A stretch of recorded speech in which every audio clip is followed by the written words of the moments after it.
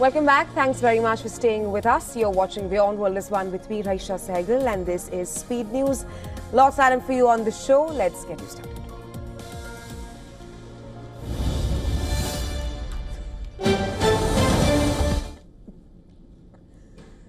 US President Donald Trump has urged NATO to take a firmer stance by shooting down Russian jets violating Allied airspace, following recent breaches reported by Poland, Romania and Estonia. Claims that Russia denies. The escalating incidents have heightened NATO members' anxieties, with Poland's president affirming readiness to defend its borders. European Commission President Ursula von der Leyen, who also met with Trump, highlighted their agreement on the urgency of cutting Russia's energy revenues, pointing to accelerated EU plans to halt fossil fuel imports from Moscow in a bid to weaken Kremlin's war efforts.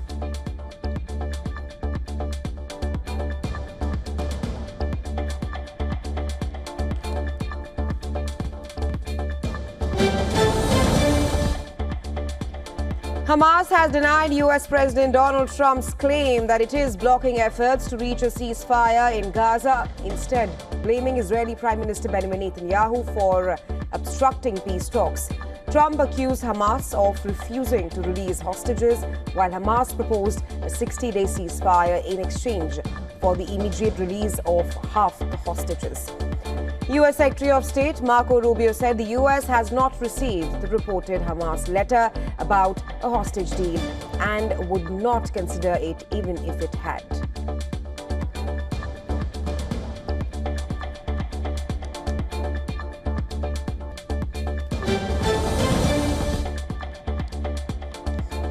During his address at the 80th United Nations General Assembly, U.S. President Donald Trump called Iran a global sponsor of terror and emphasized that preventing Tehran from acquiring nuclear weapons was his top priority.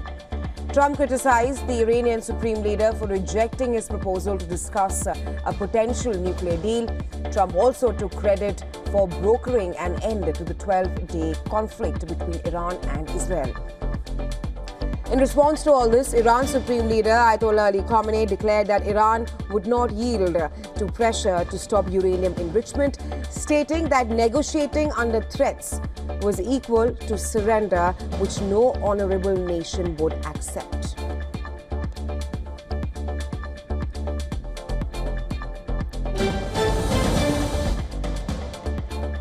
At the 80th United Nations General Assembly in New York, U.S. President Donald Trump launched a tirade against the UN, criticizing the organization for failing to live up to its potential.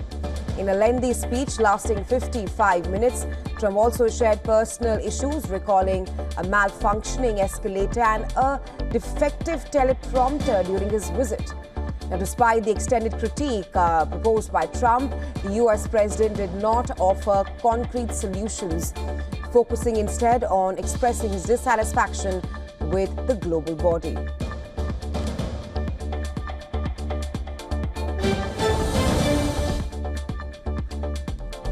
A man charged with attempting to assassinate U.S. President Donald Trump at his Florida golf course during last year's presidential campaign has been convicted by a federal jury on all counts. Routh faces life in prison with sentencing set for December 18th. Trump has praised Attorney General Pam Bondi and the Justice Department prosecutors for securing the conviction, calling Routh an evil man with an evil intention.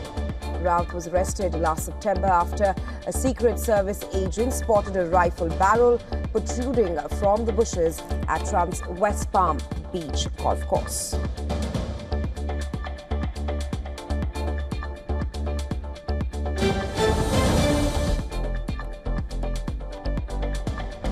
A new statue appeared near the U.S. Capitol depicting President Donald Trump holding hands with late financier Jeffrey Epstein, who was convicted of sex offenses. The 12-foot installation quickly drew a crowd of onlookers, snapping pictures and videos created by an anonymous art collective known as The Secret Handshake. The sculpture aims to highlight the controversial ties between Trump and Epstein. Meanwhile, Trump is embroiled in a lawsuit against the Wall Street Journal for an article linking him to Epstein, a case critics say threatens free speech. Epstein died by suicide in 2019 while awaiting trial on sex trafficking charges.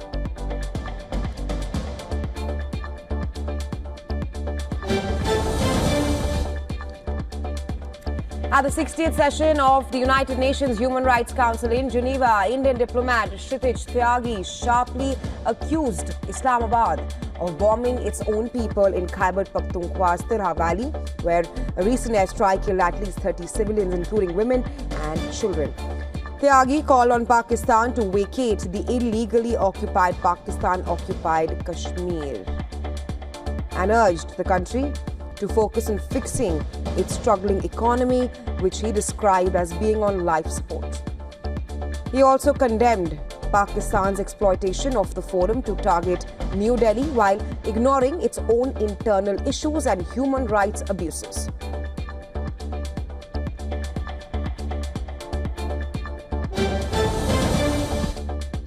The European Union is all set to launch its long-delayed entry-exit system on October 12, 2025, which will digitize border checks for non-EU nationals across 29 member countries. This new system replaces manual passport stamping with automated biometric registration, collecting facial images and fingerprints to track entries, exits, overstays and refused entries. Under a phased rollout, the system will be operational at about half of the external border crossing points within 3 months and fully deployed by April 2026.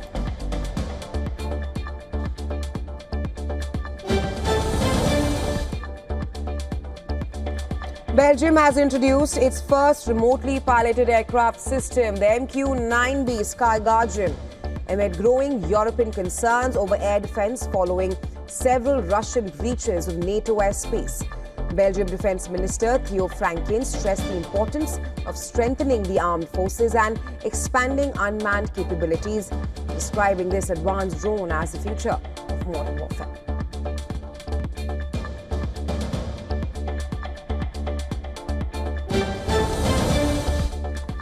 Pro-Palestinian demonstrators rallied outside the UN in New York as world leaders arrived for the General Assembly, waving flags and chanting for an end to the war. Demonstrators underscored the stakes as over 140 leaders, from presidents to a crown prince, took the stage to confront conflicts in Europe and West Asia. The climate emergency and the rise of AI as well was the topic of discussion there.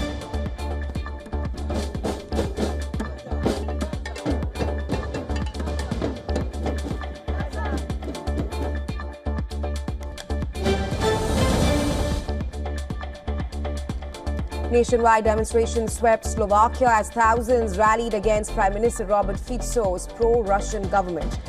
Demonstrations were held in 19 cities and towns, including Bratislava, with crowds voicing outrage over austerity measures that Parliament is set to debate.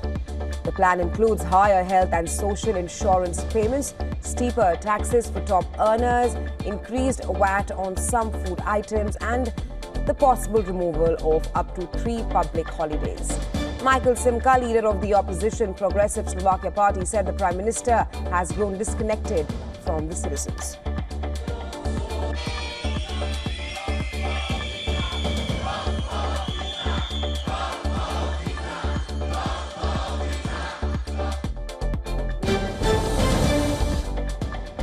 Supporters of the Venezuelan government are demonstrating in Caracas against the U.S. naval deployment in the Caribbean near Venezuela.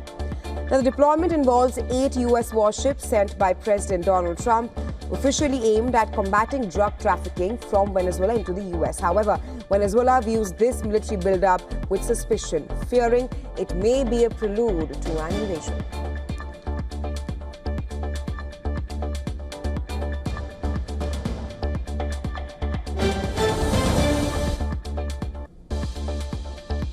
In Mexico's Guerrero, demonstrators burnt a truck outside a military zone during a rally marking the 11th anniversary of the disappearance of 43 students from Ayotzinapa. These students were abducted in 2014 amid violent clashes involving local police and organized crime. Their disappearance remains an unsolved case right now, symbolizing ongoing demands for justice and accountability in Mexico.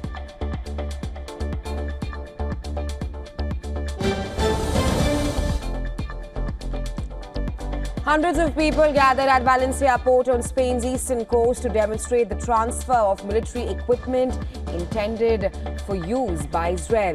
Demonstrators described the situation as an absolute atrocity. This protest coincided with Spain's government approving a comprehensive arms embargo on Israel. The measure forms part of a broader set of actions aimed at stopping what Prime Minister Pedro Sanchez referred to as the genocide in Gaza.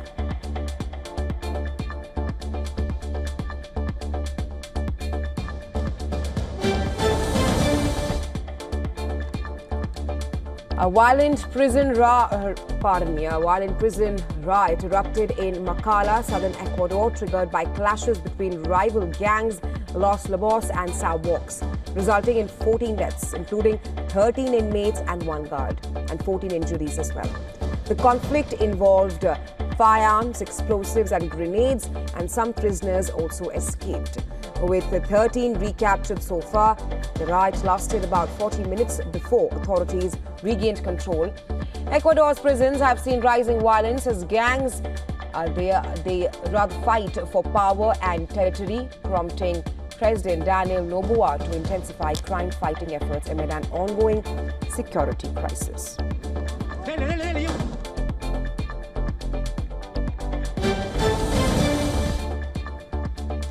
Nearly 80 French MPs, led by Francois Routh, have tabled a cross-party European resolution urging the European Court of Justice to review the EU-Mercosur trade agreement for potential treaty incompatibilities. Routh emphasized widespread opposition in France to the deal, framing it as symbolic of unwanted globalization. Resolution wants agriculture to be excluded from such trade agreements to protect the sector from becoming a variable adjustment in free trade deals.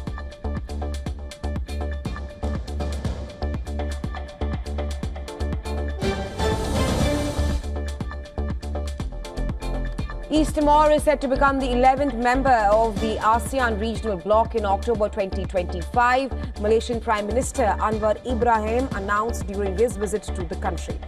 The formal accession will be confirmed at a leaders' summit in Kuala Lumpur. East Timor's President Jose Ramos Horta, who has long campaigned for ASEAN membership, first submitted the application in 2011. This milestone marks a major step in regional integration for the youngest country in Southeast Asia, which gained independence from Indonesia in 2002 after 24 years of occupation.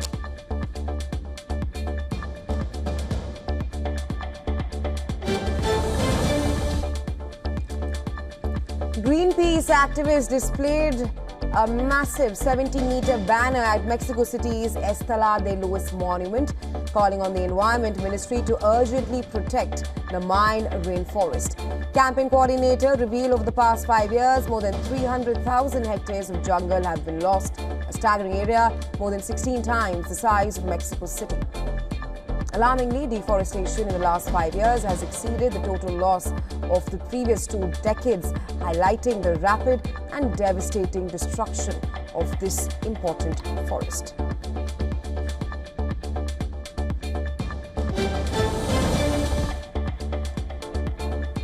Chile's Energy Minister Diego Pardo attended the inauguration of the country's first net zero building in Santiago, a project developed by the Swiss firm EBP. The building is designed to produce more energy than it consumes and to lock carbon within its timber structure. It features 37 solar panels, cork insulation and a water-efficient garden, along with educational displays and certification signage aimed at promoting sustainable construction practices.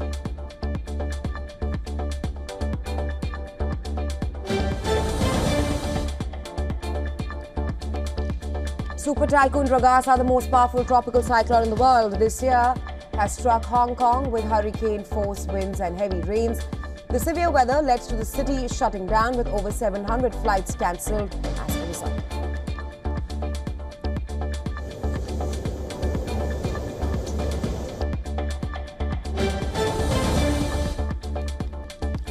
At least 14 people were killed in Taiwan after decades-old lake barrier burst following heavy rains from Super Typhoon Gaza.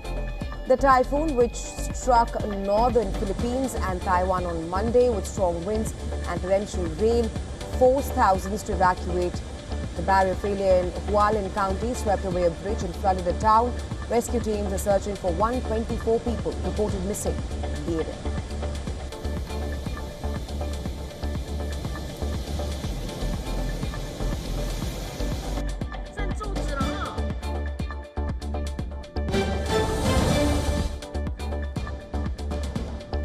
In India, at least 10 people died, 9 from electrocution after intense overnight rain, one of the heaviest in 4 decades, paralyzed Kolkata and nearby areas. The downpour, measuring 251.4 millimeters in less than 24 hours, was the highest since 1986 and ranked as the 6th highest single-day rainfall in 137 years.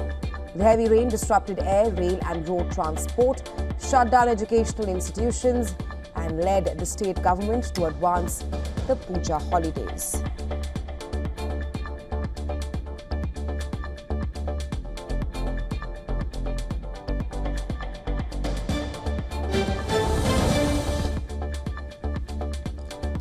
A Canadian privacy watchdog has said that TikTok's efforts to keep children off the platform and protect their data are inadequate. It added that TikTok must improve age checks and better explain how it collects user information. According to a joint investigation by Canada's federal and provincial privacy watchdogs, TikTok collects data like facial, voice and location details to profile users, including children. During the probe, it was discovered that in Quebec, 40% of kids aged 6 to 17 use TikTok, despite its 13-plus age rule. The watchdog said TikTok has agreed to strengthen underage safeguards and privacy practices, but regulators warn more is needed. In 2024, the Canadian government ordered the dissolution of TikTok's Canadian business over security concerns.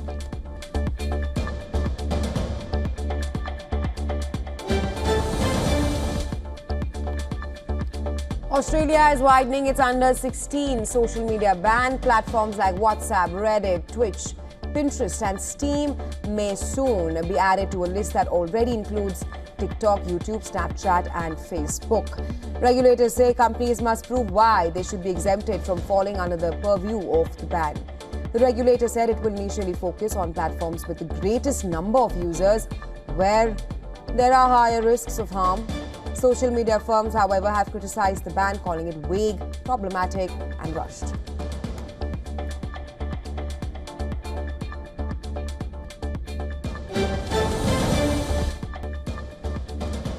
Asian stocks opened lower Wednesday, following a drop on Wall Street after Fed Chair Powell's comments offered little clarity on future rate moves.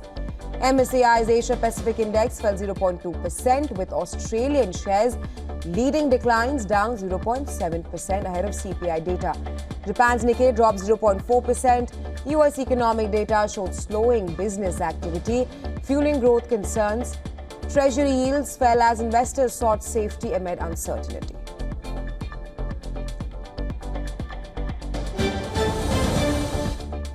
Oil prices rose for a second straight day on Wednesday, driven by declining US inventories and supply uncertainties. Brent crude edged up to $67.87 a barrel, while US WTI gained $63.67. An industry report showed US crude stocks fell by 3.82 million barrels last week, while gasoline inventories also declined. Meanwhile, a deal to resume oil exports from Iraq's Kurdistan region stalled, blocking flows to Turkey for a second year. Additionally, exports from Venezuela have rather halved as new rules limit Chevron's shipments of heavy crude to the US further.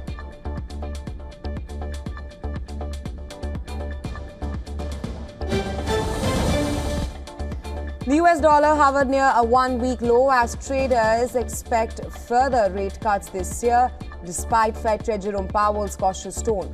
The dollar index stood at 97.23 after earlier hitting 97.20. That's its lowest since Thursday. The index is down 0.5% this week, with markets pricing in 2 more Fed cuts in 2025. Powell asserted that the Fed must balance inflation risks with weakening job market, calling it a challenging situation against the yen. The dollar dipped to 147.59, while the euro edged up to $1,081. That's Australia's dollar, slipped ahead of CPI data, trading at $0.6598.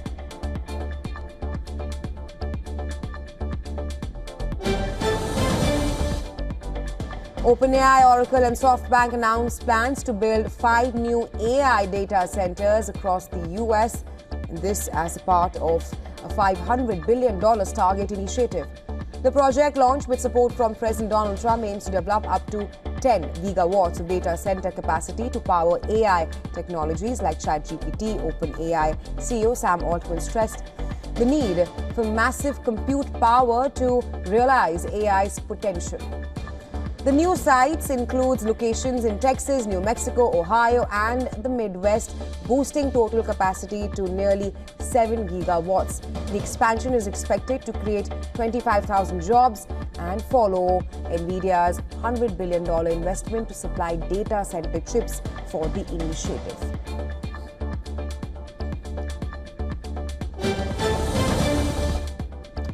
The International Cricket Council has suspended USA Cricket's membership immediately due to repeated breaches of ICC rules. These include poor governance and failure to achieve national governing body status with the US Olympic Committee. Despite this, the USA team will still compete in the upcoming events like the 2026 Men's T20 World Cup and will continue preparations for the 2028 games as well. The ICC will temporarily manage the US national teams. USA Cricket Board expressed disappointment but are awaiting details on how to get it reinstated.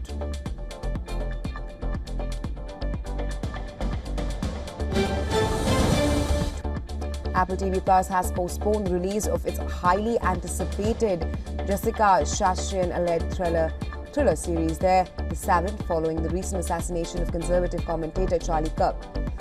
The series, which was set to launch on September 26, centers on an undercover investigator who infiltrates online hate groups to prevent domestic acts of extremism. While Apple did not provide a specific reason for the delay, the move is seen as a sign of sensitivity given the series' themes of political violence.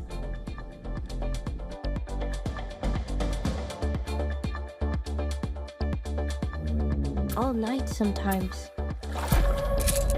I track people who are planning the attacks.